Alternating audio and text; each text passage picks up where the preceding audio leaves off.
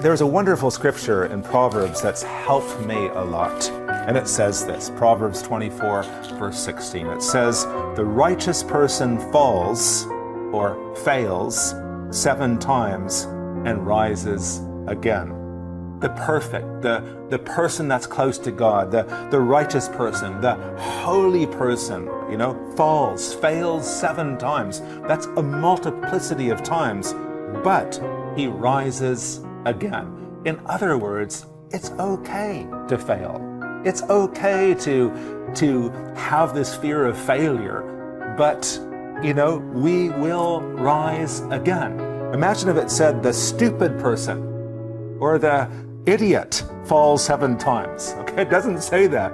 It says the holy person, the righteous person, the person that's close to God falls or fails 7 times, but rises again. So that's a wonderful promise.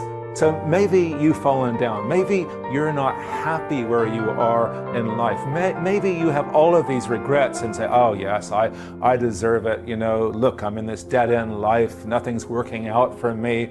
But it says that you will rise again. Okay? In fact, I think our dreams are always on the other side of our failures.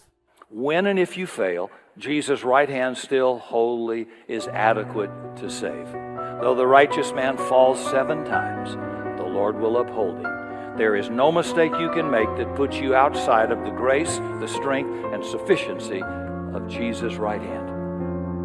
7th chapter of Micah, verse number 8.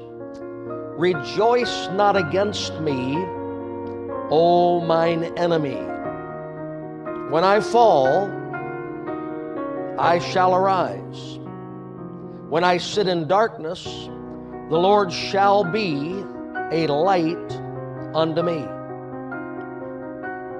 Proverbs 24:16, "For a just man falleth 7 times and riseth up again.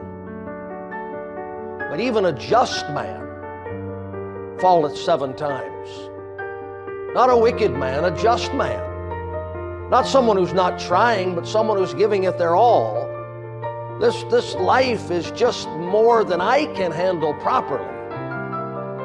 I'm telling you, this life is a constant reminder that I can't stand unless God upholds me.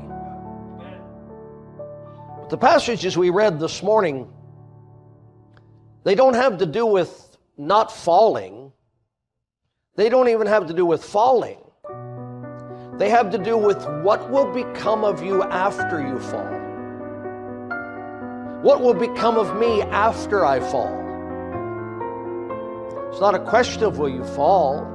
It's not a question of will your faith be shaken. It's not a question of will you make some mistakes in your life. The question is, will you allow God to work in your life after you fall as surely as you allowed Him to work in your life when you thought you would never fall? Will you allow God to take what has been broken and mend that thing? Will you allow God to take your failure and turn it into victory? Or will it be the end of you and your testimony and your Christian walk? In the Micah passage, look at that again. "When I fall, I shall arise." I don't find any option for not falling. But I do find an option after one has fallen to get up or stay down.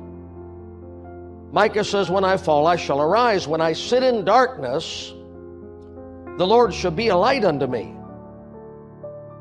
It might be emotional darkness. It might be physical darkness. It might be spiritual darkness. It might be self-imposed darkness. It might be a circumstance beyond your control in which you find yourself. But there will be dark days in your life. Be dark seasons in your life. What I want to know is, will the Lord be a light unto you? So many people make their boast in the Lord on the mountaintop and forget all about Him in the valley. Praise the Lord Jesus Christ when the sun is shining, and then enter into despair when the sun sets. This man said, there is a light that drives out the darkness in my life. He didn't say there'd be no darkness in my life. He said, I have a light. Micah said, rejoice not over me, my enemies, when I fall, for I shall arise. He wasn't complaining about the trouble. He wasn't discouraged over being knocked down. He understood this principle, that there was bounce back in his spirit. In the middle of the difficulty, he was speaking victory. If you're going to come out of that challenge, you have to do like Micah. This problem didn't come to stay, it came to pass. God being for me is more than the world being against me. I shall arise. Proverbs says, a good person falls 7 times, but they rise again. Get your fire back. Get your passion back. Nothing you've done is too much for the mercy of God. He knew every mistake we would ever make. He's already taken them into account. He has a plan even for the times where we've missed it. You may be down, but that is not your final destination. God is saying, get ready to rise. The question is, when are you going to get up? When are you going to get up? But I want you to understand that falling is a part of learning to walk.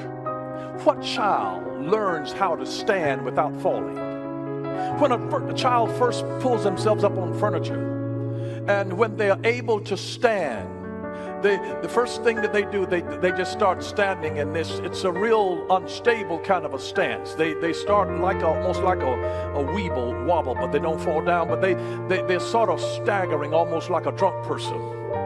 And then they'll this all of a sudden just collapse and fall to the ground. It's a part of their learning to stand. And until you learn how to stand, you can't learn how to walk. I need a grace until I've learned to stand stably and then take a few steps and then fall. It's a part of the learning process of how God teaches us and grows us and develops us. Proverbs chapter 24 and verse 16 says that the godly may trip 7 times or fall 7 times, but they will get up again. But one disaster is enough to overthrow the wicked. You see, but God helps us that the godly may fall 7 times, but they'll get back up again. We get back up. We fall, but we get back up. How many of you got children? When your children were babies, they crawled around. And then one day, miraculously, for the first time ever, they stood up on their own 2 feet. What was the exact next thing they did? Fell down. But not one of you said, oh, stay there, baby. Did you? What did you say? Get up, come to mommy, come to daddy. And the baby get up and fall down. And you say, do it again. And take a few steps, get up and fall down. And you say, do it again. Now, sometimes the baby fell on their backsides. But sometimes the baby fell on their face. And you not only allowed them to fall on their face, you encouraged them to do it again. Because you knew if they never fell and got up, they never learned how to walk. They never fell and got up, they never learned how to run. They never fell and got up, they never learned how to maximize their potential. But some of us in this room today have fallen down, or we've been knocked down, and life has not been fair, and we've stayed in that down position. And I'm saying to you today, it's time to get up and fly like you were born to fly. A setback is nothing but a setup for a comeback. This could be the start of your comeback. That no matter how bad it looks, we're never out of the race. That somehow an even hopeless situation can turn around. This could be the start of your comeback. Because God is the true author of the comeback story. He's the God who can flip the script. He's the God who can change things up. He's the God who can take you from feeling defeated and bring you to victory. Because time and again, what we've seen in the Bible is that God does not give up on us. We may give up on ourselves. We may feel like quitting, but God doesn't quit on us. And you know what? When we come back to Him, we find that God's right there waiting for us. And in reality, much closer than we thought. But you got to remember, with God, there's always hope. He wants to write a new ending to your story. Even if you feel hopeless, even if you feel like you're in a place where you can't see God, He's coming after you because He wants to write a new ending to your story that's not about defeat, that's not about failure, but it's about victory. And it's a victory that comes when you simply come back to Him. When you return to Him and listen and realize that He's there waiting for you, He wants you, then all of a sudden, you realize that there's hope.